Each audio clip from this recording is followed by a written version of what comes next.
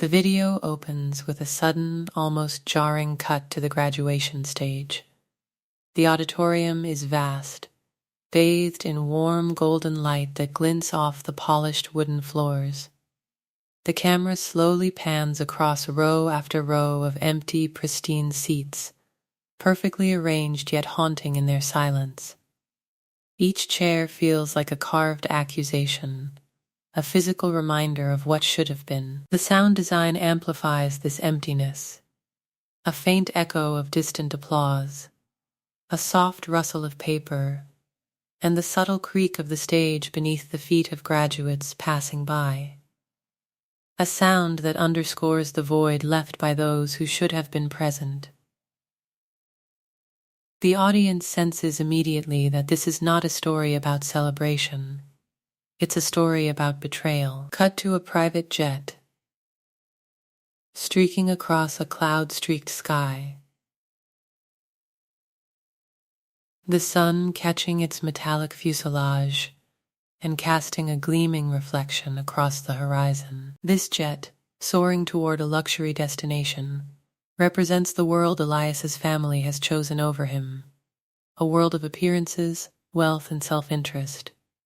There's a fleeting shot of a phone screen vibrating incessantly, 35 missed calls, each one a pulse of expectation and frustration, each one ignored and unheeded. The camera lingers on the small digits of the notification, the number glowing like a warning light. It's silent, yet deafening, signaling the exact moment the audience begins to understand the magnitude of the betrayal. Then, the focus shifts to Elias himself. We see him standing alone on the stage, the sunlight catching the edges of his cap and gown. His hands grip the rolled diploma with quiet intensity. He's trembling, but not from nerves. The shake is subtle, restrained, barely visible, controlled anger, and cold calculation simmering beneath the surface. His eyes scan the rows of empty chairs, taking in the absence of those who should have been his family, his support system, the people who should have celebrated his achievement. The voiceover cuts in, sharp and commanding, all caps for maximum impact. They left me out of my own graduation. 35 missed calls. A family that only cared about image. I had had enough. The words crash over the audience like a wave, setting the tone immediately. This isn't just a story about disappointment. It's a story of calculated retribution, waiting to unfold. The camera cuts rapidly, mimicking Elias's heartbeat, close-ups of clenched fists, the trembling fingers gripping the diploma, the beads of sweat forming at his temples. There's a shot from the back of the auditorium, showing a blurred sea of other families, joyously capturing photos, hugging, celebrating. Elias is a figure of quiet isolation, in stark contrast to the surrounding warmth. The heartbeat in the audio rises subtly, synchronized with the camera's movement, and a ticking clock is introduced. Soft at first, almost imperceptible, but growing steadily louder. The ticking is symbolic, marking the countdown to something inevitable, something that the audience doesn't yet fully understand. The reckoning. We transition to a flash of memories, quick staccato cuts that reveal Elias's history with the Thorne family. A 10-year-old Elias, holding a trophy high on stage at a state science fair, scanning the audience for familiar faces only to find none. A teenager recovering from a broken arm, sitting in silence while his sister received the immediate attention and care that was denied to him. Birthday celebrations, academic achievements, small victories, all moments of accomplishment, eclipsed by the family's obsessive focus on Vivian, the golden child, the one who drew applause and admiration effortlessly. Each memory is layered over soft, almost imperceptible strings, giving the audience a sense of accumulated neglect. The flashbacks are quick but deliberate, creating a sense of Elias's life as a series of unnoticed efforts, each one a brick in the foundation of the man he has become. Silent, observant, and endlessly patient, the visuals return to the present. Elias's eyes flicker with awareness, the camera capturing every micro-expression. A shot from above shows him standing alone, the empty stage stretching out beneath him, the golden light casting elongated shadows. The contrast between him and the absent family is stark. He is isolated, yet the frame makes him appear almost monumental, a lone figure standing against neglect and indifference. This is the moment the audience begins to see that Elias is not just a victim. He is a strategist, a thinker, a man who has absorbed decades of subtle manipulation and is now prepared to act. The private jet reappears, soaring high in the sky, a visual echo of the family's detachment.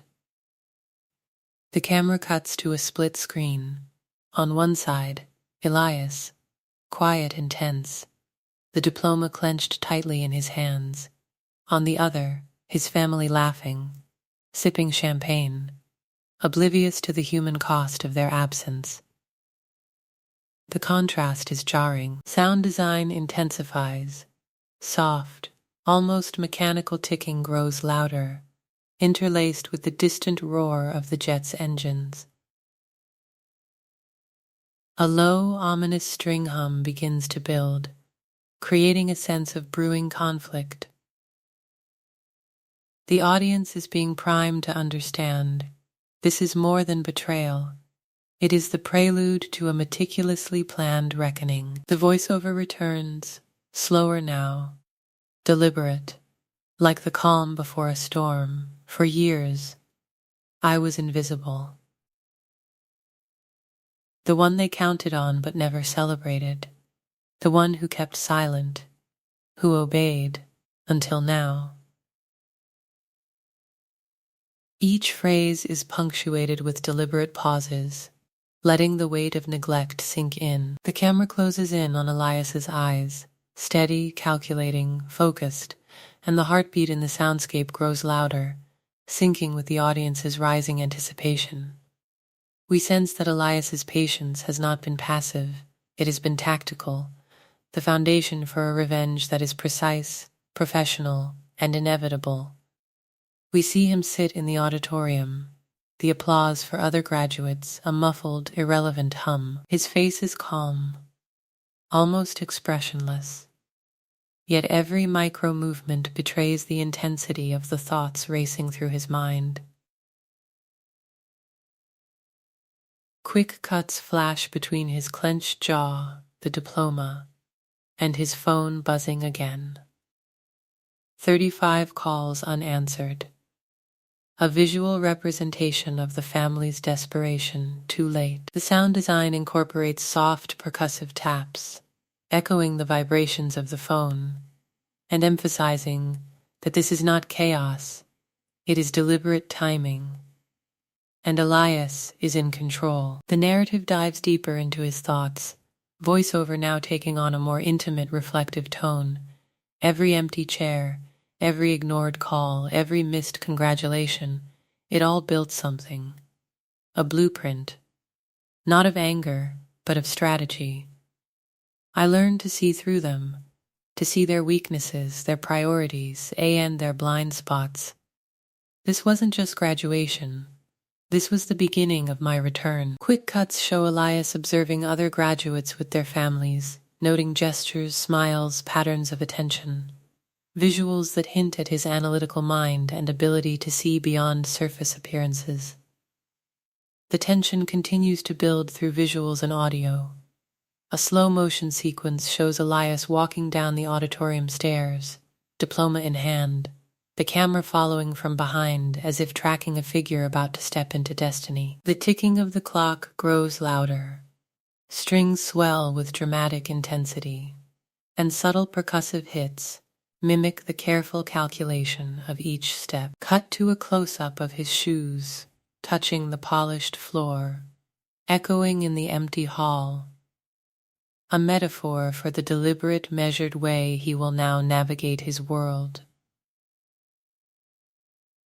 The private jet appears again, taking off into the horizon, a recurring motif symbolizing the family's ongoing negligence. But this time, the visual is juxtaposed with Elias stepping outside, looking at the sky, the wind catching his gown, an image of quiet power and self-possession. The audience is left with the implicit question, what happens next? The tension is almost unbearable, the anticipation electric. Finally, the hook closes with a lingering shot. Elias standing alone on the steps of the auditorium, the city skyline faintly visible behind him, the golden light of sunset illuminating his figure. The voiceover hits one last, powerful line, slower, more deliberate than before. I was invisible until I decided to be untouchable. The strings fade to a low hum, the ticking subsides, leaving only silence, and the audience is left breathless, primed, and utterly compelled to continue watching. This expanded hook is not just about setting up betrayal, it's a cinematic immersion. It establishes Elias as a multi-layered protagonist, observant, patient, quietly powerful, and methodical. It draws the audience into a world of wealth, privilege, and neglect, while also planting the seeds of curiosity about how he will turn this calculated anger into action.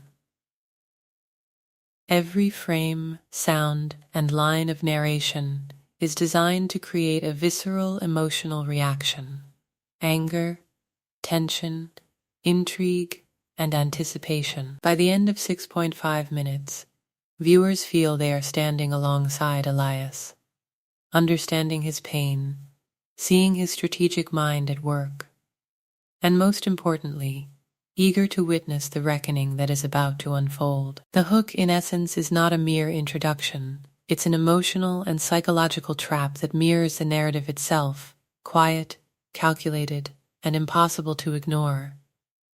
It is cinematic storytelling at its peak, combining visual spectacle, audio tension, and narrative depth to ensure that from the very first frame, the audience is hooked, invested, and desperate to see the next chapter of Elias Thorne's journey. The video transitions from the hook, the echo of empty chairs fading into soft ambient light as the camera slowly pans across a cluttered bedroom late at night. Stacks of textbooks lie scattered across a desk, a single desk lamp, illuminating pages filled with careful notes, calculations, and scribbled diagrams. The camera lingers on a young man, Elias, his brow furrowed in concentration, the faint sheen of sweat on his forehead, his hand steady as he writes while the rest of the world sleeps. The soft hum of a fan in the background, the distant sound of a clock ticking, and the scratch of pen against paper are amplified to create intimacy, allowing the audience to feel the solitude, the determination, the relentless pursuit of mastery that has defined his life. Voiceover cuts in, clear and deliberate, all caps for dramatic storytelling. My name is Elias Thorne. I am 23. Last week I graduated from the University of Washington with a degree in financial forensics. A&D for my entire life I was the one no one saw. As the narration continues, the visuals shift in quick, almost jarring juxtaposition. Childhood photos appear on screen, Elias at age 10, holding a gleaming science fair trophy, smiling hesitantly, scanning the crowd for familiar faces. Then a sudden cut to a brightly lit stage at a local pageant. His sister Vivian, grinning from ear to ear, flanked by their parents' radiant smiles. Mom's arm draped over Vivian, Dad clapping with pride. The contrast is immediate, painful, and visually striking. One child celebrated, the other unnoticed, the camera emphasizing the emotional distance that defines the Thorne household. The voiceover underscores the disparity. I learned early that achievement didn't earn love. It only earned attention for the right person.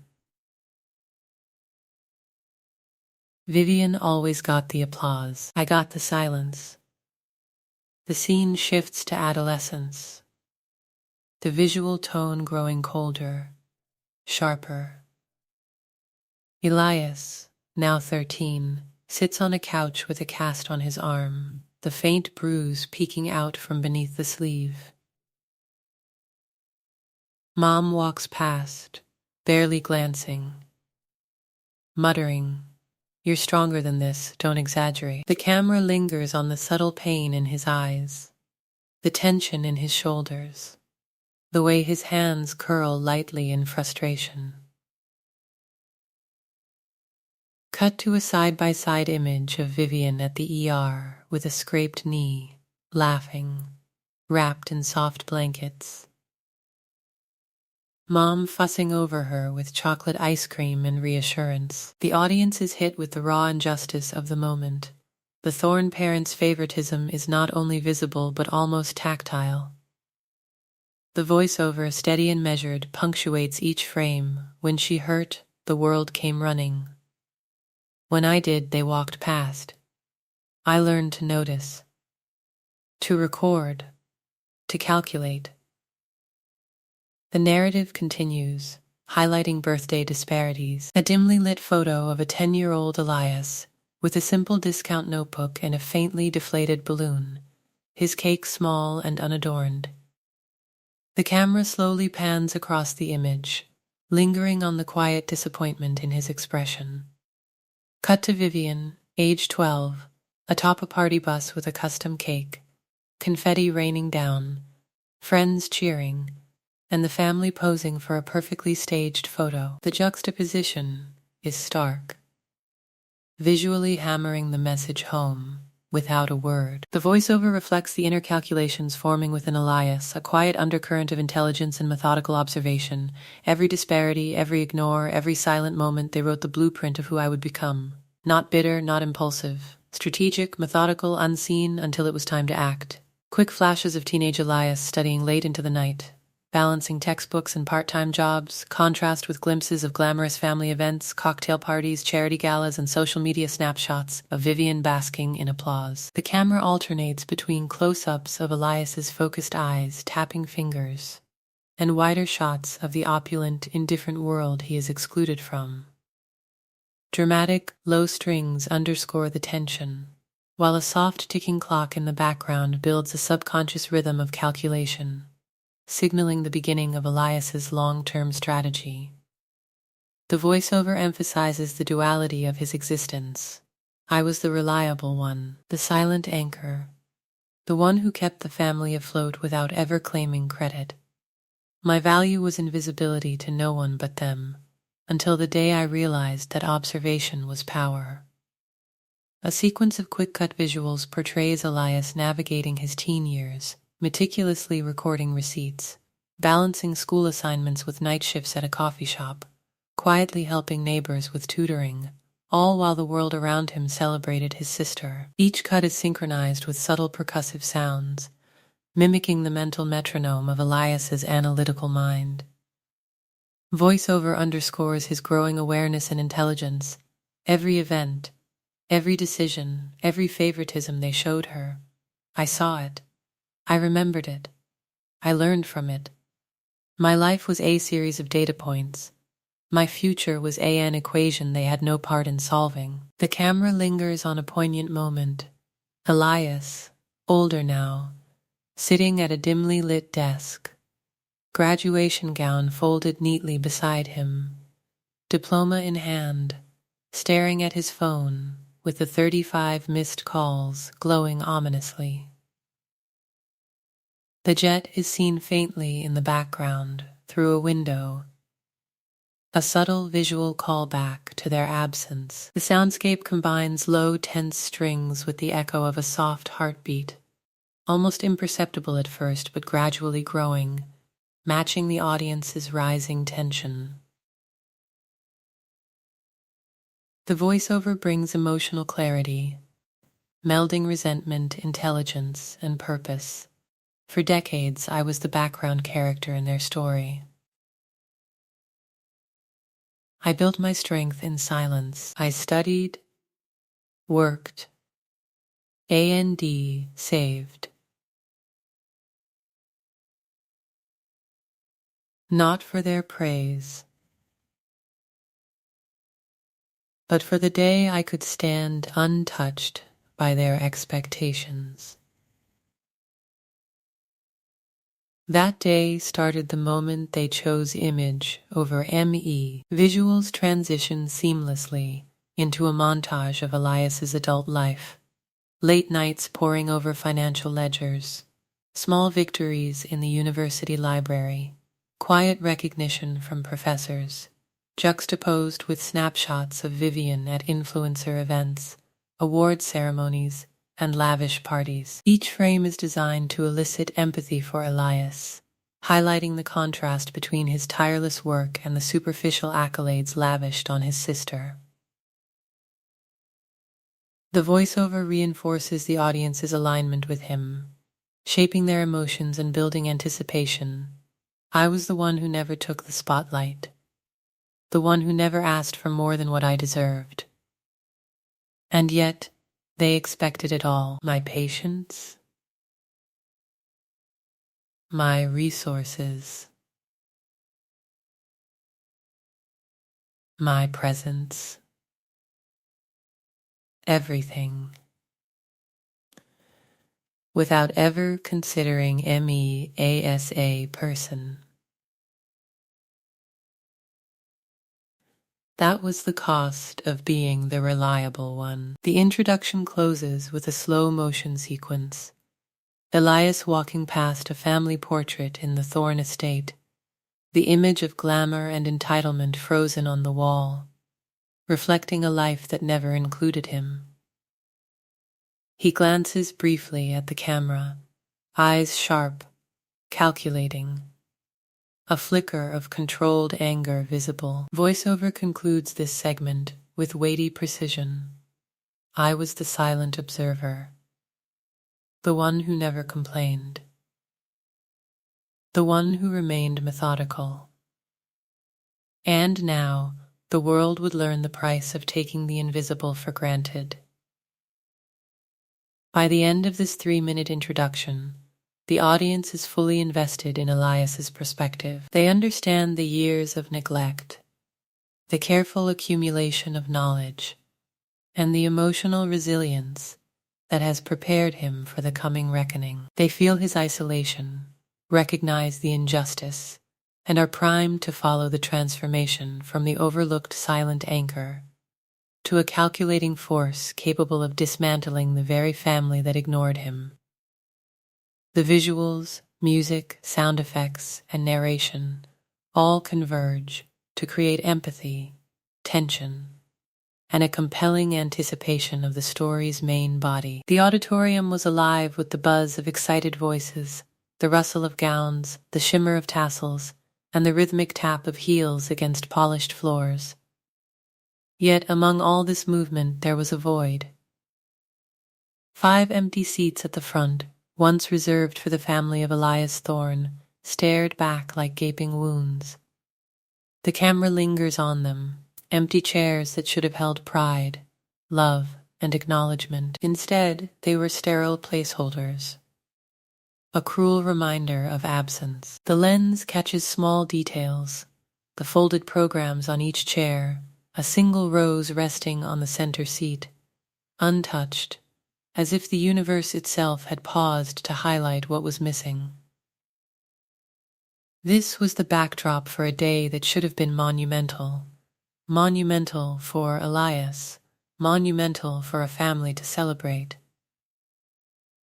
But instead, it became the stage of betrayal. Elias steps forward, his black gown brushing lightly against the stage, his cap slightly askew, and his polished shoes echoing with each measured step. The camera follows him in slow motion, lingering on his face, the faint quiver of lips held in check, the controlled narrowing of eyes, the rigid posture that masks the storm within. His heart pounds, not from nerves, but from the sharp, crystallized anger that had been simmering for years. His voiceover begins, delivered in an intense, calm, and deliberate tone, all caps to emphasize the narration style. I walked across that stage alone. No family. No smiles. No cheers. Just the sound of my own breath and the distant applause of strangers who didn't know my name. The world expected this to be joyous, but for Emmy it was a lesson written in silence. As he reaches the dean, the camera cuts to his pocket vibrating incessantly, illuminating the screen with 35 missed calls, all from the familiar numbers of Dad, Mom, and Vivian. His fingers twitch toward the phone, hesitation and fury mixing in a near-visible haze. The text messages pile in, deceptively urgent. We need you. Important. Come home immediately. This can't wait. The audience feels the weight of manipulation. The urgency is false, performative, a tool meant to pull him back into a family dynamic that never truly valued him. The camera zooms in on each message, each missed call, magnifying the sense of exclusion, of intentional neglect. Elias glances again at the front row. Those 5 seats, empty, sterile, accusatory, scream louder than any words ever could. Then the screen flickers to a social media post, Vivian's Instagram, perfectly lit and staged, the family sun-kissed, radiant, smiling against the backdrop of a private jet. Vivian flashes her peace sign, captioning it, Family First. #came and escape. The visuals linger on the post, slow zoom emphasizing the calculated deception. Elias's eyes narrow, his jaw tightens. A voiceover cuts through, steady but seething. I had been expecting something like this, but expecting didn't make it hurt any less. They skipped my day, my achievement, my moment of triumph, for image, for vanity, for themselves. And that is when the shift happened. Hurt turned into clarity. Betrayal turned into strategy. The camera moves to Elias's hands, tightly gripping his diploma, knuckles whitening. Every slight tremor is caught. The subtle rise of tension in his forearms. The precise way his fingers flex and release. The muffled applause of the audience, distant and abstract, juxtaposes the sharp silence of what should have been familial pride. Every cheer for the next student feels like a dull background hum in the storm that rages quietly in Elias's chest. Subtle tension music begins, a low, pulsing string that mimics a heartbeat punctuated by the distant, almost imperceptible ticking of a clock, signaling the meticulous way his mind begins to catalog every slight, every injustice, every betrayal, as if filing it into a ledger of reckoning. Elias pauses mid-step, catching sight of classmates hugging their families, exchanging proud smiles and photographs.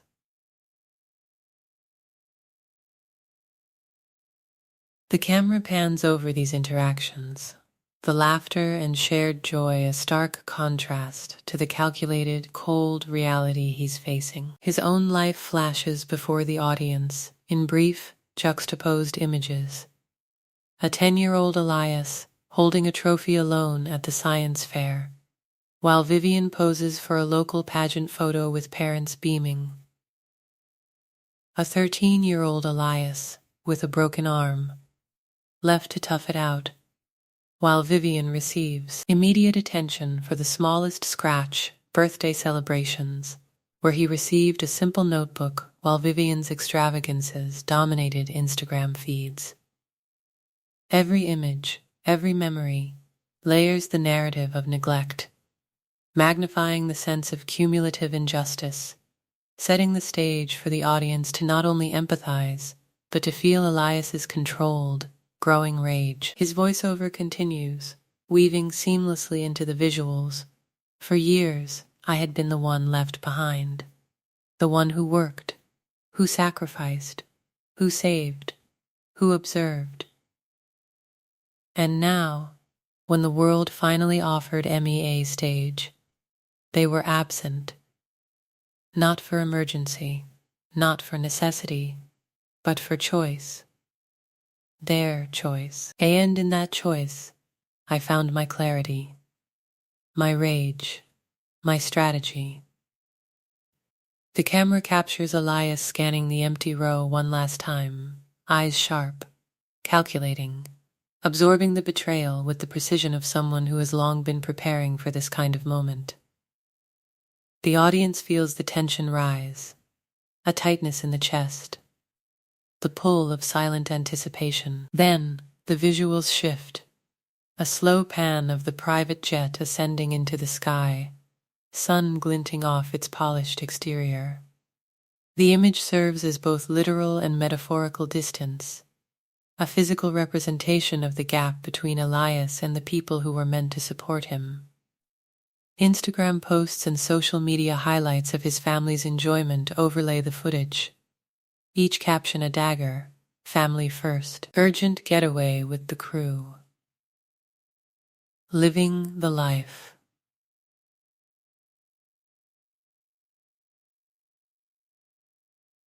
Each post lingers longer than usual, emphasizing the hypocrisy, the performative nature of their absence. The voiceover intensifies, calm but cutting. Their world was image. Their priorities were vanity. Their love, if it existed at all, was conditional, selective, and performative.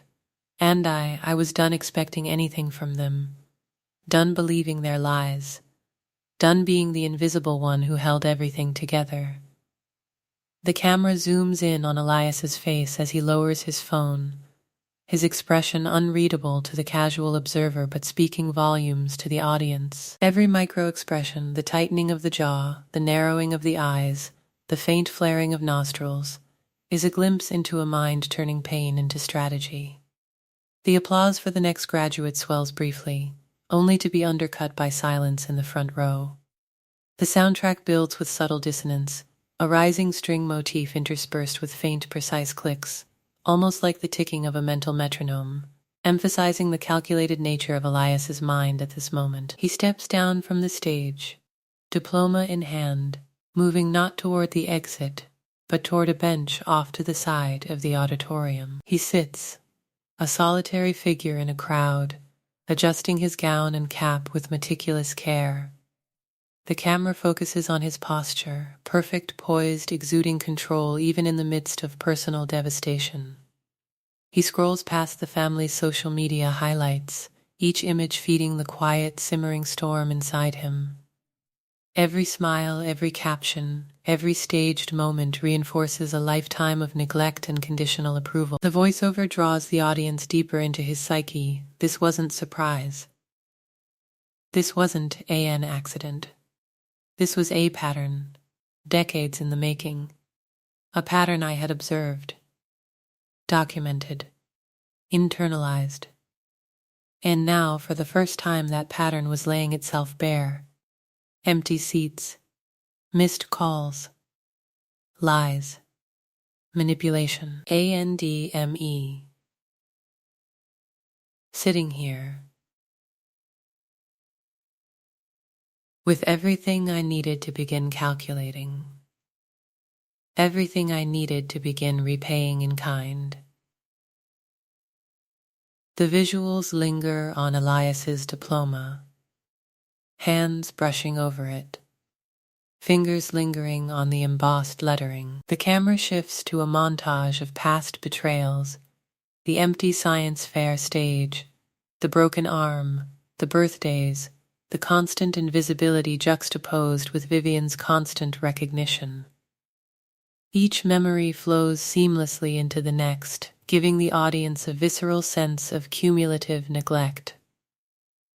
The subtle tension music weaves between these images, drawing the audience into the growing anticipation. Elias stands finally, moving with deliberate calm, each step resonant with purpose.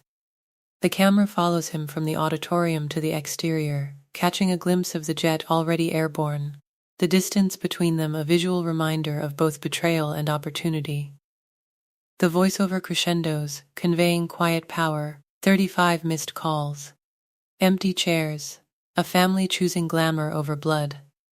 And me, I didn't break, I didn't yell, I didn't plead.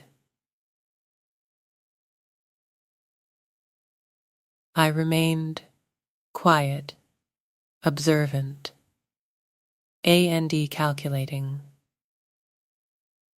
This wasn't just hurt. It was the beginning of reckoning. Their negligence had given me the blueprint for revenge, and I would follow that blueprint, silently, systematically, irreversibly. The chapter closes with a long shot of Elias walking across campus under the setting sun. His figure alone, but formidable. The music fades into a deep, steady heartbeat, leaving the audience with an almost tangible sense of anticipation. Every visual, every sound, every word is designed to leave the viewer both empathetic to Elias's pain and eager to witness the silent storm that is about to unfold. The betrayal has been set, the stage is empty, the family oblivious, and the audience knows that when Elias strikes, it will be with the precision and cold certainty of someone who has spent a lifetime preparing for this exact moment. Elias sat in the quiet of his small downtown apartment, the soft hum of city traffic outside his window barely reaching him. In his hands he held his diploma, the culmination of years of struggle, discipline, and sacrifice. The auditorium's echoes, the applause, the cheers, the hollow recognition of his name had faded into silence, leaving only the memory of the 5 empty seats in the front row. The betrayal was clear, undeniable, and yet it was no longer raw pain. It was clarity. It was the crystallization of a truth Elias had known for years. He had always been invisible to the people who were supposed to love him most. As the camera pans over his stoic expression, his eyes reflect a lifetime of observations, calculations, and quiet anger, all simmering beneath the surface, waiting for the precise moment to manifest. The visuals shift backward, the scene dissolving into childhood memories, soft and slightly grainy, tinted with sepia tones that evoke nostalgia, but also the harshness of neglect. A 10-year-old Elias stands on a stage at the state science fair.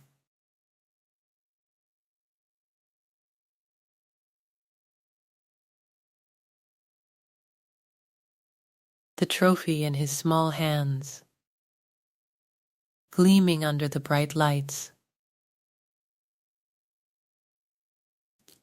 His smile is tentative, proud. He scans the auditorium, searching for familiar faces, and sees nothing. Empty seats except for a handful of strangers and teachers clapping politely, unaware of the depth of his disappointment. His parents' absence is deafening. The scene cuts sharply to Vivian, standing at the center of a pageant stage, plastic tiara perched atop her head, flanked by their parents, beaming as flashes from cameras capture every moment. The contrast is immediate, stark, and brutal. The voiceover, Elias's calm but cutting narration, pierces through the visuals. For years I learned that my achievements were nothing.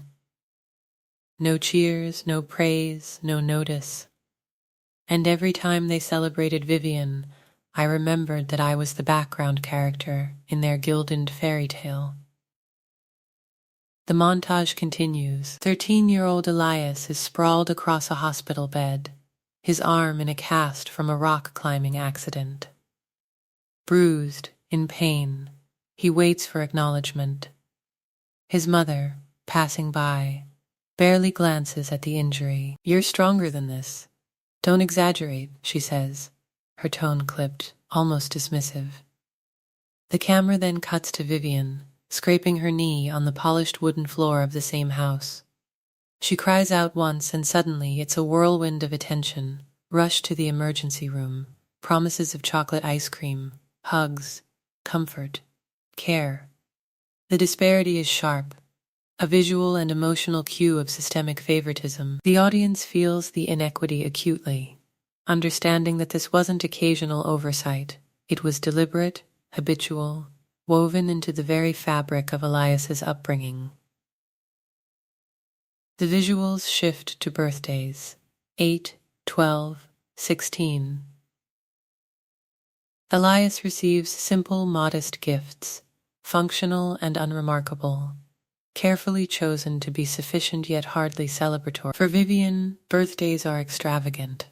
Custom cakes, party buses, designer outfits, and experiences captured in perfect photographs, shared on social media to broadcast her importance. The camera lingers on young Elias's face, a mixture of hope and quiet disappointment, learning early that effort, achievement, and perseverance do not equate to recognition in a household obsessed with image and perception.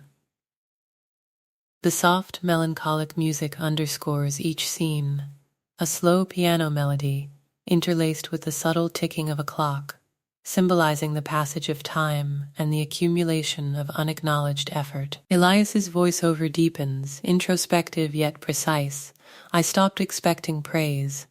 I stopped asking for acknowledgement. I observed. I remembered. Every slight, every dismissal, every favor showered on Vivian was data. Every moment of neglect was catalogued. And I became strategic. I became silent. I became observant. I learned to turn pain into leverage. The camera cuts to teenage Elias in his bedroom. Walls lined with books, notebooks stacked neatly, a small lamp casting a pool of light over his homework. He works late into the night, scribbling notes, calculating numbers, absorbing knowledge like a sponge, not for recognition, but for mastery. This was the crucible in which his mind, so often ignored by his family, was forged. The narrative deepens further, with incidents that shaped him subtly, but profoundly. At 14, Elias receives accolades for a local science competition, but the celebration is muted, overshadowed by a last-minute invitation for Vivian to a glossy charity gala. At 15, he volunteers at a neighborhood charity, quietly organizing funds, balancing budgets, and ensuring transparency. Yet his parents ask him only once, "Did you finish already?" Their words perfunctory, lacking curiosity or warmth. At the same age, Vivian posts a sponsored photo online, and suddenly, the same parents are effusive with praise, posting congratulatory comments and sharing her image widely. Each slight, each absence of recognition imprints itself upon Elias, sharpening his awareness and cultivating his ability to process emotional neglect into precise observation. The transformation becomes more evident as the narration intertwines with visuals of Elias's adolescent evolution. The child who once sought affection and validation begins to strategize instead. He learns patterns, human behaviors, the subtle signals of approval and disapproval. A narrowed glance from his mother, a barely audible sigh, a lingering smile at Vivian. Each gesture becomes part of a dataset, a system to understand and predict family behavior. The camera focuses on Elias's eyes as a teenager, scanning, calculating, internalizing every interaction. storing data with the precision of a forensic accountant. This meticulous observation was no accident. It was survival, a self-defense mechanism, and the first step toward eventual mastery over the very people who disregarded him. The narrative then layers in another dimension, the cumulative emotional weight. Each overlooked achievement, each dismissed injury, each shadowed birthday wasn't merely a moment of sadness. It was a lesson in invisibility, a forced understanding that his worth in the family hierarchy was conditional, transactional, and entirely dependent on his utility rather than his humanity. Elias's voiceover conveys the complexity. I learned that love in this house was conditional. It was an exchange. My presence only mattered when it benefited them. And I learned that I would not let my life be leveraged against ME. The visuals reinforce this philosophy, charts, timelines, and flashback sequences of Elias silently noting patterns, creating mental spreadsheets of family behaviors, investment in their emotional capital, and recording instances of favoritism for later analysis. As the montage progresses, the camera returns to the present-day Elias, sitting in his sleek, minimalist apartment. The diploma now framed on the wall. He leans back in his chair, calm, composed, his expression serene yet impenetrable. Behind him, shelves stacked with financial textbooks, spreadsheets on his laptop screen, and meticulous notes hint at the mind of a strategist, someone who has spent a lifetime quietly accumulating the tools of power, while others squandered theirs on appearances and image. The narration intensifies, tying past to present. Every moment of neglect was a lesson. Every slight was a step toward understanding. The family that thought I was useless had no idea I was learning to become unstoppable. I didn't just survive their indifference. I turned it into the foundation of my strategy, and I was ready.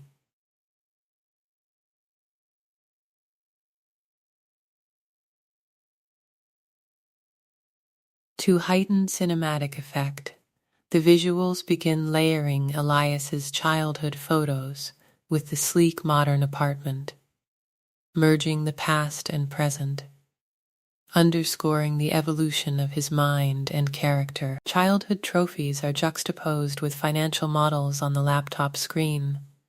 Images of Vivian's pageants are cut alongside spreadsheets, revealing financial discrepancies.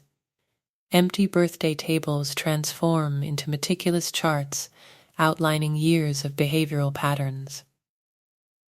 This visual storytelling conveys that the neglect was never wasted. It became the blueprint for Elias's calculated revenge. The chapter closes with a lingering focus on Elias's eyes, the camera tight on his face, capturing the quiet intensity, the calm that comes from preparation and patience. His voiceover ends with deliberate weight. For years I was invisible.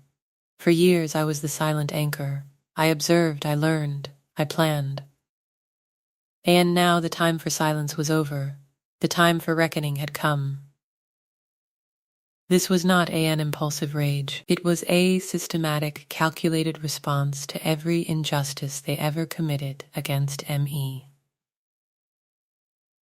I was ready to become the unexpected variable in the Thorne family equation. By the end of this segment, viewers feel the full psychological and emotional depth of Elias's transformation.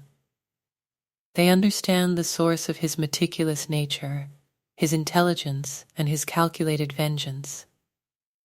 They have witnessed the patterns of neglect, the disparity between sibling treatment, and the foundation for his methodical retribution. The audience doesn't just empathize with Elias, they begin to root for him, fully anticipating the strategic, professional, and relentless manner in which he will assert his power, both morally and financially, over a family that never valued him. The phone buzzed again, a sharp, persistent reminder of the chaos his family had created. 35 missed calls from the previous day had already accumulated a weight that pressed against Elias's chest. Now, new messages flashed across the screen, frantic, insistent, designed to provoke guilt. Come home immediately. It's urgent. Vivian needs you. We can't handle this without you. Each word felt like a dagger, sharpened by the memory of empty chairs at his own graduation. Elias stared at the glowing screen, the city lights of his downtown apartment reflecting off his glasses, cold and distant. He didn't feel surprise, because he had long since trained himself not to. There had been a lifetime of this, after all, a series of subtle betrayals, whispered exclusions, and invisible slights that had been carefully catalogued in the quiet recesses of his mind.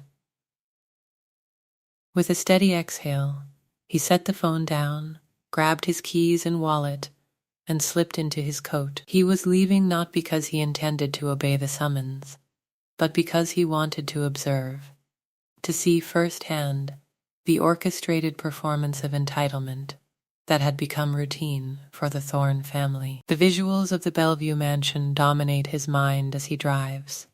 The sprawling estate, the manicured lawns, the pristine columns, each architectural detail a silent testament to the family's obsession with appearances. The camera would linger on these details, exaggerating the perfection, the distance between the world Elias had inhabited and the gilded cage he was about to confront. As he approached the mansion, the grandeur of the property felt almost suffocating. The air seemed heavy with lavender and lemon, Mom's signature scent, wafting from open windows. It was a scent meant to soothe, to calm nerves, to disguise tension, but Elias didn't need the deception. He could feel the tension radiating from the polished floors and high ceilings before he even stepped inside. Vivian's designer luggage, monogrammed and stacked like trophies.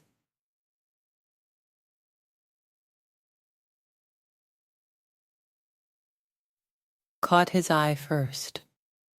It was an intentional display, a visual announcement of privilege, of care-free indulgence, of a life funded by others. Elias's gaze followed the luggage to the foyer, and he noticed the silent, almost performative alignment of the house. Everything pristine, everything staged. Every polished surface, every precisely positioned vase seemed to mock him, as if the mansion itself knew his place had always been invisible. He stepped inside, the marble cold beneath his feet, reflecting the growing fire in his chest. Mom appeared first, carefully pouring coffee, her movements precise, mechanical. The camera would linger on her face, on the practiced smile that failed to reach her eyes, the subtle twitch of her jaw as if she expected Elias to react. But react how?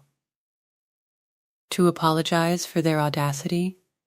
To forgive what had been repeated so many times? Dad was at the kitchen island, laptop open, the screen flashing a red warning about Vivian's frozen credit account.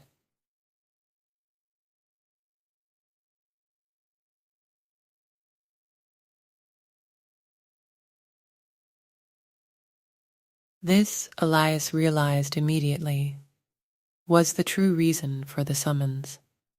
It had never been about concern, about family. It had always been about exploitation, about using him as a resource without acknowledgement, without gratitude, without even a hint of respect. Elias, there you are. Dad's voice tried to project authority, but a tremor betrayed the underlying anxiety. Sit, he said, gesturing toward a chair that Elias did not approach. He didn't move. The camera focuses on the tension in his jaw, the way his eyes, calm yet sharp, scan the room. Why? He asked, voice low, measured, carrying the weight of years of quiet observation. Why now, Dad? Why should I drop everything to fix what you've ignored for a lifetime? Vivian rolled her eyes, tapping idly on her phone, perfectly unconcerned, perfectly entitled. Her laughter was soft, a metronome of privilege, highlighting the stark contrast between her world and Elias's. It wasn't overspending, she said, voice sharp yet airy, as if the mere fact he was confronting her were an inconvenience. It's just a little mistake. You're overreacting. Elias's gaze didn't waver. A little mistake? He asked, tone deceptively calm. A pattern, Vivian. A pattern of entitlement at the expense of someone who has always been overlooked. Do you think this is new? That this behavior only matters today? I've watched as trophies, achievements, birthdays, injuries, and milestones were ignored. I've observed every slight, every omission, every preferential treatment, and now you dare call it a mistake? The visuals would intercut with flashbacks. Elias standing alone at science fairs, broken arms ignored by parents, birthdays with only a notebook and cheap decorations, while Vivian posed with extravagant cakes and photographers. Each cut reinforces the depth of neglect. The deliberate shaping of a child into invisibility. Mom's voice cuts in, rising slightly. Elias. Don't be selfish. She's your sister. She needs you. Elias tilts his head slightly. A faint, controlled smirk forming. Selfish? I am called selfish for refusing to be exploited? I am called selfish for not being your ATM? I am called selfish for refusing to erase the years of neglect just to maintain a fade? No, Mom. This is not selfishness, this is accountability. This is the first time consequences will meet the choices you've made without a thought for me.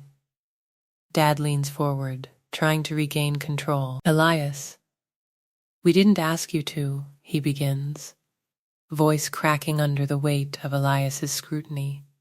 Didn't ask me? Elias interrupts, voice low, each word deliberate, sharp. You didn't ask me to celebrate my achievements. You didn't ask me to acknowledge my milestones.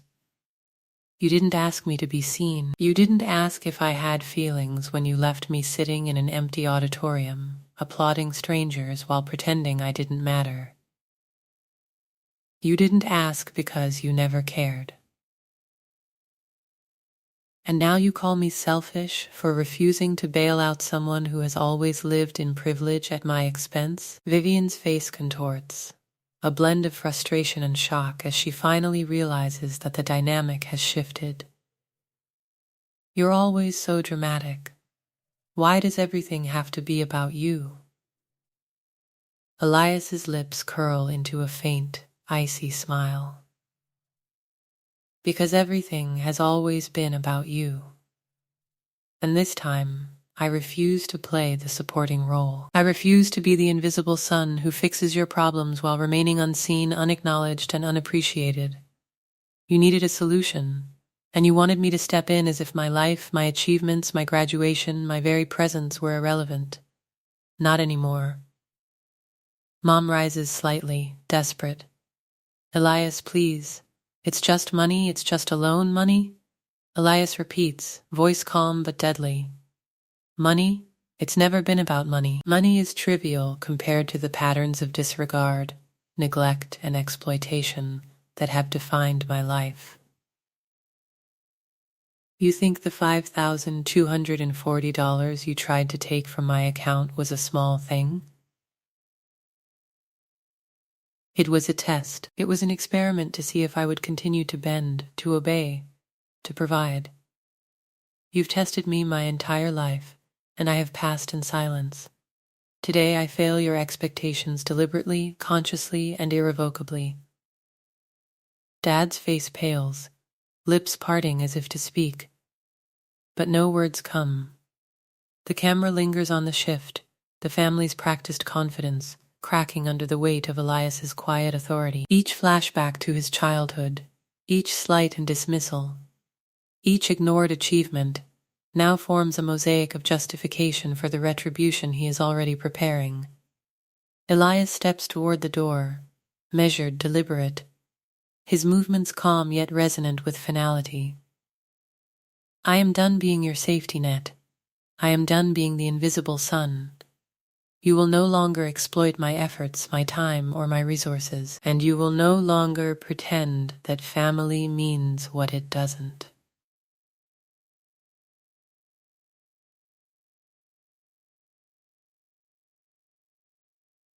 I am leaving, and when I return, it will not be to rescue you from the consequences of your choices. You've had your chance, and you've squandered it. He opens the door, the camera following the quiet precision of the action, the subtle echo of a closing door resonating as more than physical closure. It is symbolic. The audience sees the transformation fully realized. Elias has shifted from the compliant, overlooked child to the strategic, observant adult who has catalogued every slight, every manipulation, every moment of disregard, and now wields his knowledge and independence as a weapon. The family remains frozen, stunned, unable to comprehend that the invisible son, the silent anchor, has finally taken control, asserting his own autonomy. The visuals fade on the stillness of the mansion, the camera lingering on the empty chairs, the lavender scent hanging in the air like a memory, and the realization sets in. The game has changed. Elias Thorne is no longer a participant in their theater. He is the director of his own narrative, and the reckoning is only just beginning. Elias returned to his new studio that evening, the city lights spilling across the bare walls of the small, sterile space he had claimed as his own. Unlike the Thorne mansion, with its oppressive grandeur and suffocating display of wealth, this apartment was clean, minimal, and functional. Every surface purposeful, every object serving a specific intent. It was the perfect environment for clarity, calculation, and the execution of a plan that had been years in the making. The diploma from the University of Washington, now framed and resting prominently on the wall, reflected the soft glow of the desk lamp. It was a silent monument to the achievement that his family had ignored, a piece of proof that his work, sacrifice, and resilience could never be taken from him, no matter how much they tried to erase his presence. This was not a moment for outrage or impulsive revenge. It was a moment for strategy. He sank into the chair and opened his laptop, the familiar hum of the machine filling the quiet apartment. His first task was urgent but methodical, securing his finances. For years, his family had assumed access, assuming that Elias would never protect what he had earned. That assumption ended tonight. He methodically changed every password, enabled two-factor authentication on all accounts, and activated real-time alerts for every login attempt or transfer. The visuals of the video would show close-ups of each keystroke, the mouse cursor hovering over security settings, and notification windows flashing with approvals and denials. Each step was precise, deliberate, and purposeful. Elias reviewed the account logs, his eyes scanning for anomalies. There it was, the faint traces of attempted transfers, minor probes from the Thorne family that had gone unnoticed until now. The audacity of their entitlement, the way they saw him as a disposable safety net, ignited a cold fire in him. This was no longer just about money. It was about autonomy, accountability, and demonstrating that the silent, invisible son could no longer be exploited. The camera would cut to images of Elias's past, glimpses of him working late into the night in college, balancing jobs, studying relentlessly while the family ignored his achievements. These flashbacks establish not just the context of neglect, but also the foundation of his meticulous mindset. Elias's mind, trained by years of observation and quiet endurance, processed every potential threat, every vulnerability, every avenue for manipulation that could be used against him. His every action in that moment was informed by patterns he had studied over a lifetime. The way his father had demanded attention without recognition. The way his mother had cloaked neglect in politeness. The way Vivian had been rewarded for mediocrity simply because it fit the family's image. Damien, his roommate and closest confidant, arrived later that evening. The camera lingers on the contrast between the two men. Damien relaxed, observing with curiosity, while Elias moved with razor-sharp focus, his mind already calculating multiple steps ahead. Damien sat on the small sofa, sipping a coffee and watching Elias work through spreadsheets, financial dashboards, and encrypted communications. "You think in systems, Elias," Damien remarked quietly, a note of awe in his voice. "Not many people could pull this off the way you do." Elias didn't respond with words, his eyes barely flicked up, instead scanning data, tracking the flows of money, and mapping the vulnerabilities in his family's financial entanglements. He was already visualizing the thorn dispersal protocol in its full complexity, a series of moves so precise, so methodical, that it would leave no room for argument, no avenue for manipulation, and no chance for his family to recover without exposing the years of deception, negligence, and entitlement. The discussion with Damien evolved into concrete planning. Elias outlined every contingency, what his father might do if blocked from accounts, how his mother might attempt to guilt him into compliance, the psychological triggers of his sister's entitlement. Each step was paired with a tactical response. The camera would cut between diagrams of family cash flows, charts predicting behavioral responses, and Elias's notes on possible legal or procedural maneuvers. Every potential angle was accounted for, nothing left to chance. This was no longer just a reaction, it was preemptive, a calculated strike designed to assert authority and control where none had existed before.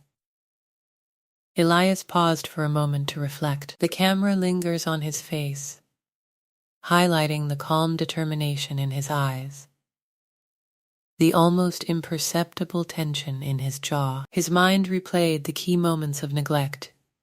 His 10th birthday, overshadowed by Vivian's pageant win.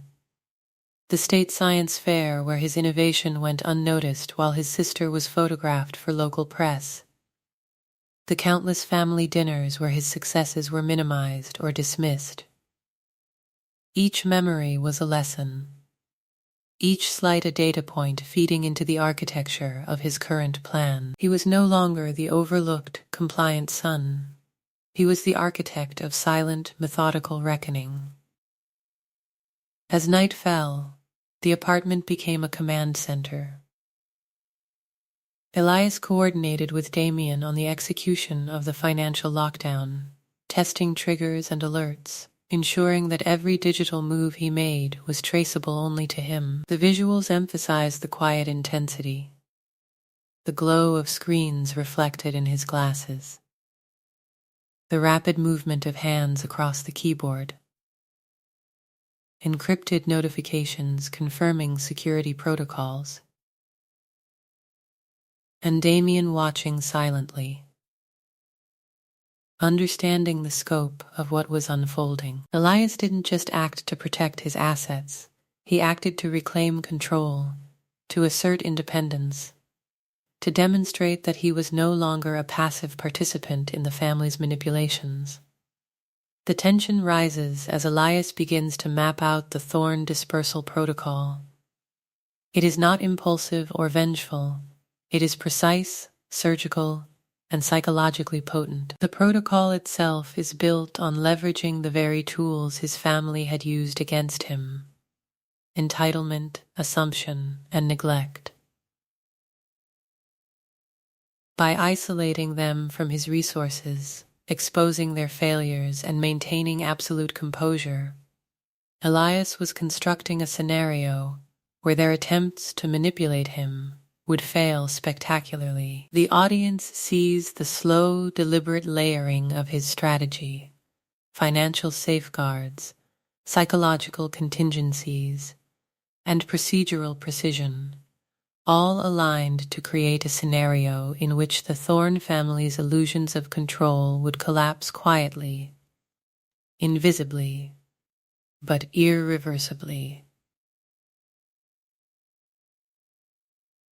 Hours pass. The camera shifts to show Elias leaning back, a momentary pause in the flurry of activity, yet his mind never stops.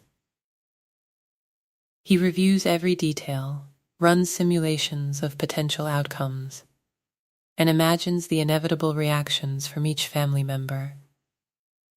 Each anticipated response, each subtle manipulation he could have fallen victim to in the past, is now neutralized. He is fully in control, the silent son transformed into the strategic executor. Damien, observing from the corner, notes the shift in atmosphere. The apartment, once a refuge, now feels like the operations center of a master tactician. By the time Elias leans back in his chair, eyes sharp and mind several steps ahead, the audience is left with a single undeniable truth. The invisible son is no longer invisible. The neglect that defined his childhood and adolescence has been transformed into skill, precision, and unshakable resolve. The city outside continues in oblivious motion, unaware that a quiet storm has been set into motion within its midst. Every step Elias has taken, every decision made in the sterile glow of his studio, signals a reckoning that is inevitable, unstoppable, and entirely calculated. He is no longer reactive. He is proactive. No longer a victim. He is the architect of silence, the harbinger of accountability, and the executor of a plan that will dismantle the illusion of the Thorne legacy with surgical precision. As the chapter closes, the camera lingers on his hands poised over the keyboard, the glow of screens illuminating a face of calm intensity, and the soft ticking of the city below almost echoing the rhythm of a plan long in preparation. Elias Thorne is no longer the overlooked son who bore the weight of neglect. He is a force of methodical justice, a quiet storm, and the world he left behind will soon understand that silence, when wielded with intelligence and patience, is more powerful than any outburst. The audience feels the weight of anticipation, the thrill of strategy, and the certainty that when Elias strikes, it will be complete, precise, and irreversible. Elias pulled up to the Bellevue mansion as the sun dipped low, casting long shadows over the manicured hedges and sparkling fountains. The driveway seemed impossibly long, stretching before him like a deliberate reminder of all the distance he had traveled, not just in miles, but in life, in effort, in endurance.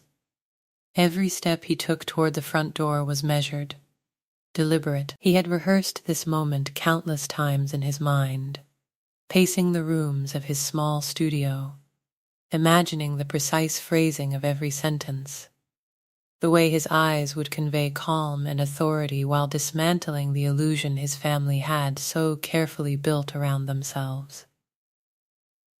He knew their tendencies, their patterns, their insecurities, and he intended to use them all. The moment he crossed the threshold into the main hall, the air carried the signature scent of his mother, lavender and lemon, carefully applied to create a welcoming yet subtly controlling atmosphere.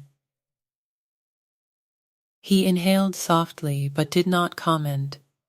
He had learned long ago to register the details, to catalog them, and to never let them dictate his emotions. Vivian's designer luggage sat by the staircase, perfectly arranged, a silent testament to the attention she demanded and always received. The grandeur of the house was overwhelming to any casual visitor, but Elias saw it differently. This was theater, a meticulously staged performance intended to maintain the illusion of control and superiority. He saw the threads, the cracks, and the patterns that would allow him to pull them apart quietly, surgically, and irrevocably. The dining room was set as expected, a polished oak table gleaming under the chandelier, the silverware aligned perfectly, plates centered with precision. His mother sat at the head, her posture impeccable but her eyes betraying tension beneath the practiced calm. His father Marcus stood near the fireplace, hands resting over a laptop, fingers tapping lightly as though nervous energy could reinforce authority. Vivian perched at the far end of the table, her eyes bright, her expression one of smug anticipation, expecting the victory she had assumed she would always achieve. And between them lay the bait, a blush-pink folder, glossy and inviting, a textbook attempt at manipulation. The camera lingered on its edges, the neatness of the charts, the suggestive graphs promising opportunity, wealth, and shared success. Elias didn't reach for it immediately, he observed, noting the subtle micro-expressions, the slight flicker of worry in Marcus's eyes, the tightening of Veronica's jaw, the barely concealed excitement on Vivian's face. "Sit, Elias," Vivian said, her tone sweet but loaded with expectation, as if politeness could mask entitlement. "We want to offer you an incredible opportunity." She slid the folder toward him with hands that trembled imperceptibly. Elias allowed a slow blink, a calm breath. His voice was measured, neutral, and yet it carried the weight of his intellect and patience. "What is it?" Vivian's eyes sparkled as she leaned forward, voice carefully modulated to convey enthusiasm and inevitability.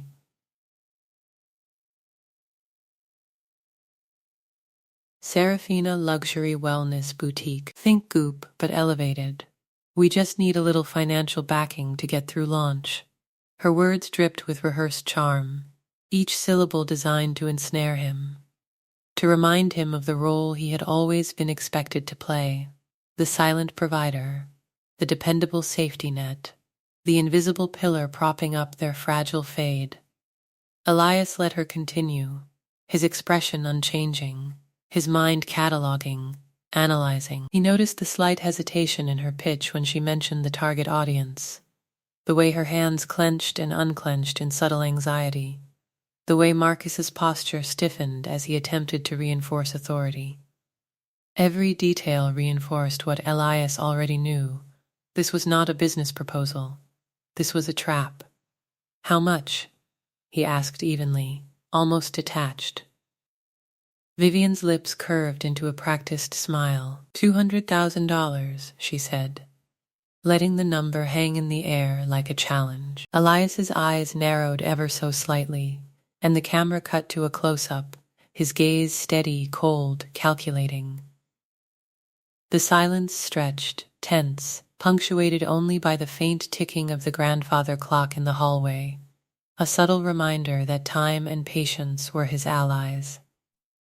"Let me get this straight," he said, voice low and deliberate, almost surgical in precision. "You skipped my graduation, lied about an urgent family matter, flew off to Palm Springs, and now expect me to fund a business that doesn't exist, run by someone who recently attempted fraud against me?" Vivian's composure faltered for the first time. It was a misunderstanding. She protested, her tone pitched with frustration, the carefully maintained mask of entitlement cracking under the weight of his observation. "No," Elias said firmly, each syllable cutting like a scalpel. "That was fraud. And your expectation that I would fund this endeavor simply because I've always been the family safety net is absurd." His mother gasped, hands fluttering to her chest, while Marcus's face flushed crimson. The luxury veneer of authority, carefully maintained for decades, began to crumble. Elias continued, voice calm, eyes steady. "You have relied on me as invisible collateral, as the quiet provider who would always step in when your errors threatened exposure. That stops tonight. Vivian leaned back, lips pressing into a thin line. You always have to be the smart one. Why can't you just? Because smart doesn't mean compliant, Elias interrupted, his calm intensity overriding her protests. Being invisible has never meant being exploited. Every expectation you placed on me, every slight, every dismissal, has been catalogued, noted, and accounted for. Your assumption that I would react with loyalty or blind support is your mistake. He stood, moving slowly toward the center of the room, every gesture controlled, deliberate. The camera cut between his composed expression and the subtle panic rising in their faces. Marcus opened his mouth to interject, but the words faltered as he registered the quiet authority emanating from the son he had always dismissed. Veronica's hands trembled slightly as she grasped the edge of the table, realizing the illusion of familial dominance was slipping. Even Vivian, for all her confidence, could not maintain the smug superiority she had taken for granted. I will not invest in Serafina, Elias continued, his voice unwavering. I will not be your safety net. I will not be complicit in your ongoing illusions. The moment you left me sitting in an auditorium alone, your right to exploit my trust and resources ended. You can pretend to be shocked, outraged, or insulted.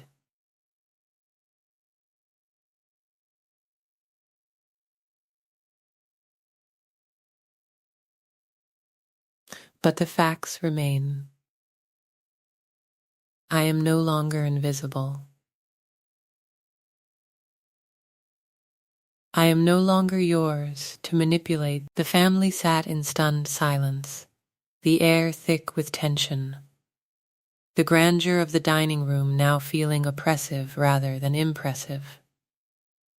The subtle sound design emphasized their unease, the faint echo of the chandelier, the low hum of the air conditioning, the distant ticking of the clock, all punctuating the collapse of their perceived authority. Elias finally opened the folder, revealing its contents with a slow, deliberate motion. Charts, projections, emails, all meticulously annotated with notes highlighting inconsistencies, failed attempts at funding, and unapproved loan applications. Here are the formal loan applications Vivian submitted over the past 6 months, he said evenly, letting the documents rest on the table like evidence in a courtroom. All rejected. Every single one, not because of a lack of vision, not because of ambition, but because your firm's assets are declining, your liquidity is insufficient, and your expectations rely entirely on my unearned compliance. Marcus's face turned ashen. Veronica's hands tightened on the table, knuckles whitening. Vivian's carefully rehearsed expressions faltered entirely. Each revelation struck like a series of calculated blows, exposing the fragility of their authority, the falsity of their assurances, the hollowness of their entitlements. Elias leaned back, calm, composed, surveying them like a general evaluating a battlefield he had already won.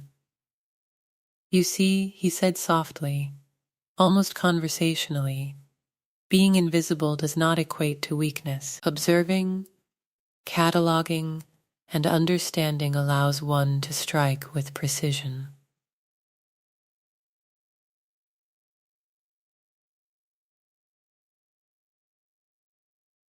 Your attempts to manipulate, to guilt, to coerce, have failed because I am no longer a participant in your theater. I am the architect of silence, and the foundation you relied upon has been removed. The camera lingers on the family's expressions, disbelief, panic, and the dawning realization that their power had shifted irrevocably. Elias, once the ignored son, now held complete authority, not through force, not through anger, but through knowledge, strategy, and unshakable composure. He did not raise his voice. He did not yell. He did not break. He simply demonstrated control, mastery, and the quiet yet absolute capability to dismantle pretense. Finally he stood, walking toward the door with measured steps, leaving the folder and their shattered expectations behind. Marcus tried to speak, but Elias stopped, turning his head only slightly. Your illusions are no longer my concern. I am no longer a character in your story. The narrative ends where I decide it ends. He opened the door, the sound of it closing resonating like a final verdict. Behind him, the family was left with silence, reflection, and the undeniable evidence of the invisible son's calculated, inevitable rise. Elias walked out, the mansion shrinking behind him not in physical size, but in symbolic power. He was no longer bound by their expectations, no longer defined by their neglect or entitlement. The quiet, observant child who had catalogued every slight, every dismissal, every manipulation, had become a master strategist. The investment trap had been set by them, but the real trap, the one they had never anticipated, was his.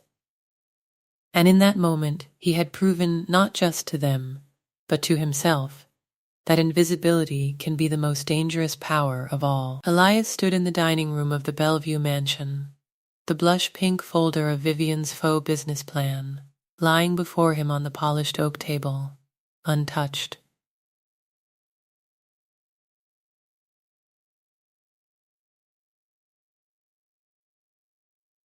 He let the silence stretch, heavy and deliberate, filling the room with tension that pressed against the walls like a physical force. Every eye in the room was on him, waiting, calculating, uncertain. Marcus's usually commanding presence had dimmed, the flush of panic creeping across his pale skin.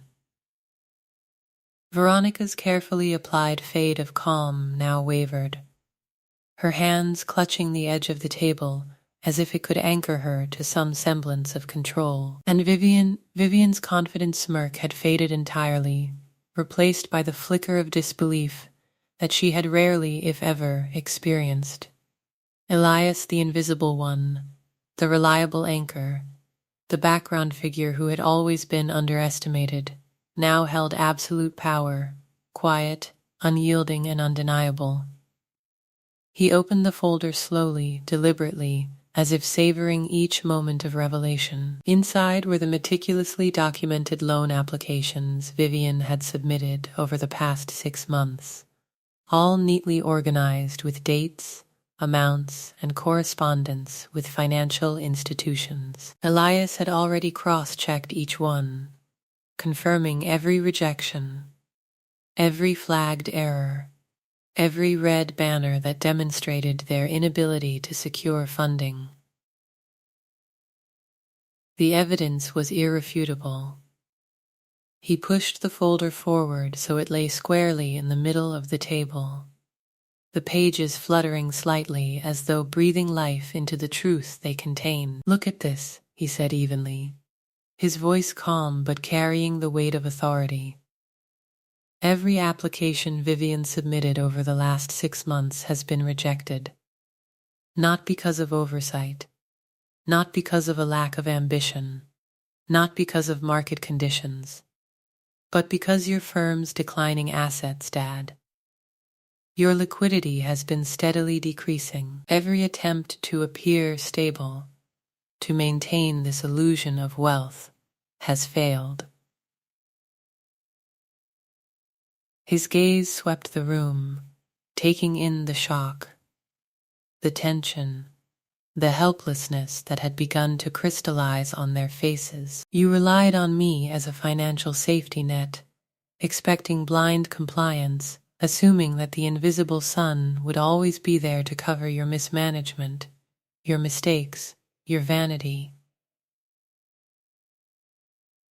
Marcus stammered, opening his mouth to interject.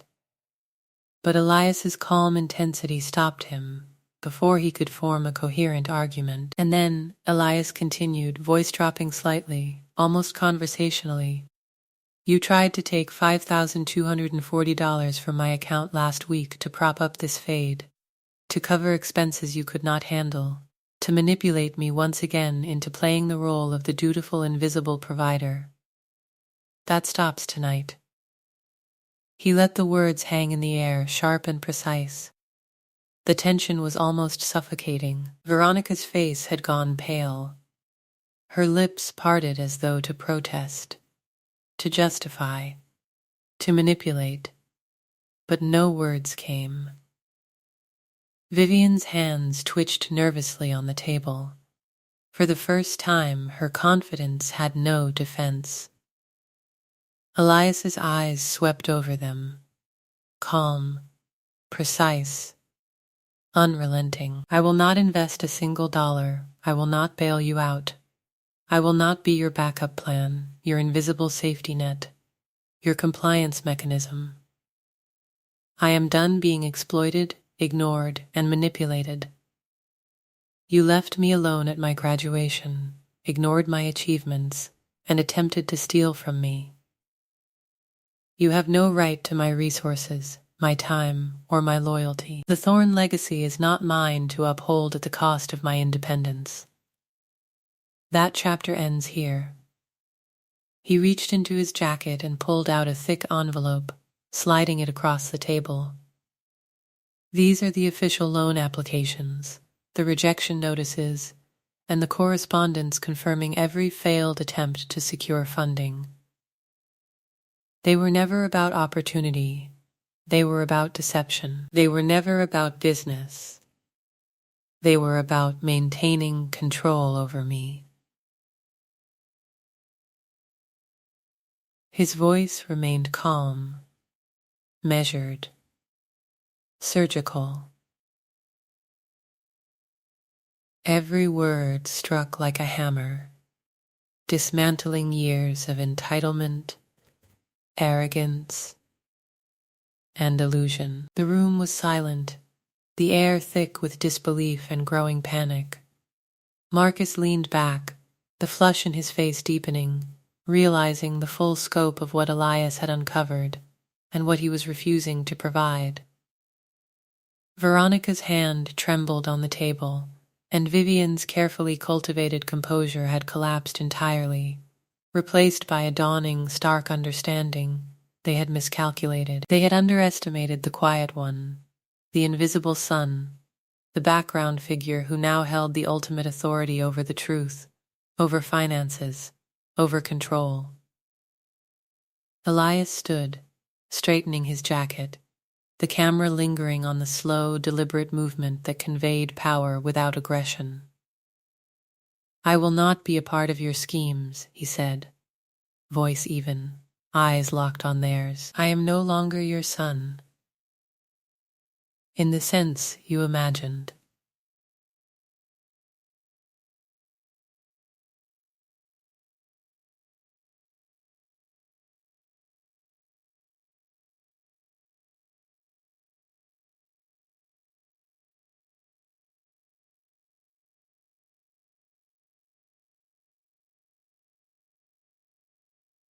This ends tonight. He turned, each step deliberate, measured, a physical manifestation of the calm authority he had always carried silently within him.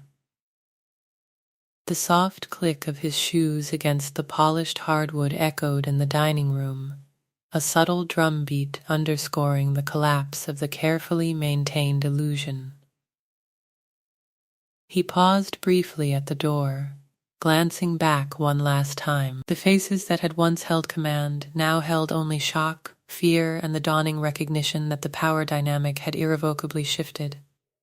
You stopped being my family the moment you prioritized image over me, he said quietly, the words almost intimate, almost mournful, yet edged with finality.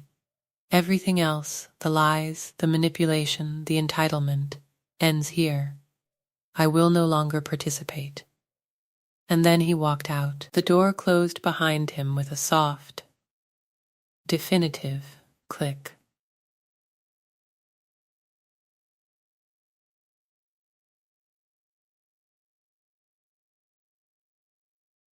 The silence that followed was not absence. It was consequence, reverberating through the grand halls of the Bellevue mansion. The family was left with nothing but the realization of their failures and the undeniable truth that Elias Thorne, the invisible, quiet, reliable one, had finally claimed his independence and executed a revenge that was not loud, not desperate, but precise, calculated, and complete. Outside, Elias took a slow breath of cool evening air. He was free, unbound, and entirely in control of his future. Behind him, the mansion loomed, a symbol of broken illusions, entitlement, and misplaced trust.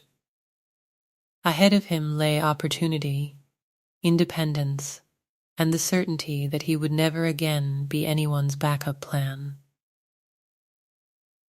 The revenge had been executed, not in anger, not in noise, but in clarity, precision, and silence. He had dismantled the power they believed they wielded, and in its place he had claimed something far more potent: self-respect, autonomy, and undeniable control. He was Elias Thorne, invisible no longer, the architect of his own destiny, and the legacy he would build would be defined by his own standards, not the illusions of those who had once sought to use him.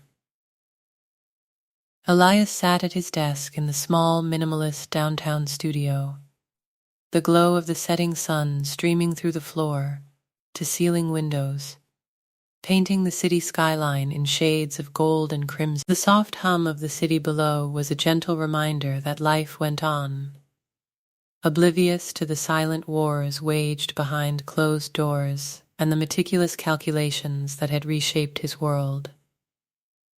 His diploma hung on the wall, framed and pristine, a symbol not just of academic achievement, but of the years of perseverance, strategy, and quiet resilience that had led him here. He traced the edge of the frame with his finger, thinking of the empty chairs at his graduation, the dismissive glances, the silent neglect that had once felt like a crushing weight, but now served as the foundation for something far greater: his autonomy, his freedom, his control over his own life.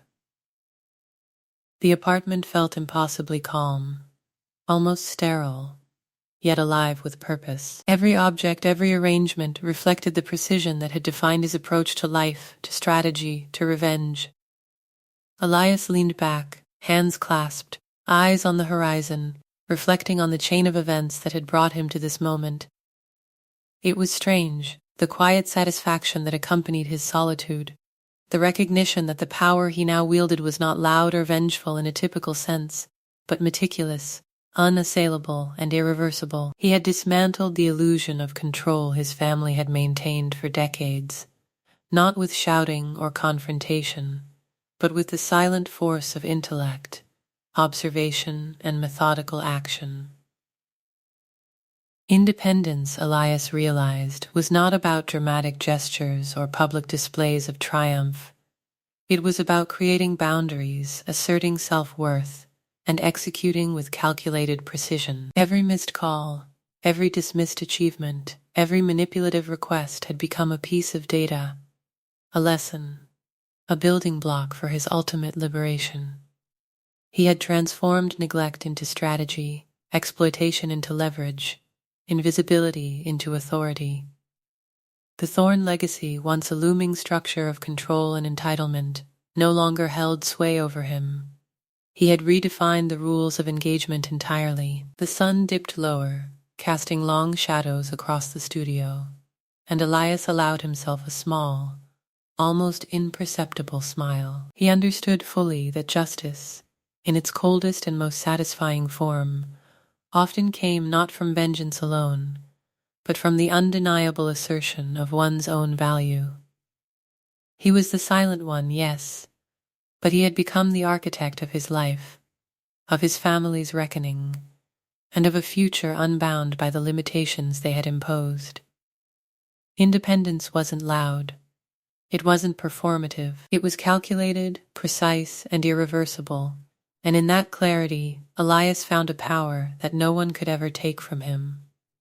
The city lights began to flicker on, one by one, beneath the fading glow of dusk, and Elias sat quietly, a solitary figure against the horizon, embodying the quiet authority of someone who had not only survived neglect, but had used it to carve out a life defined entirely by his own rules. The silent one had spoken, not with anger, but with action.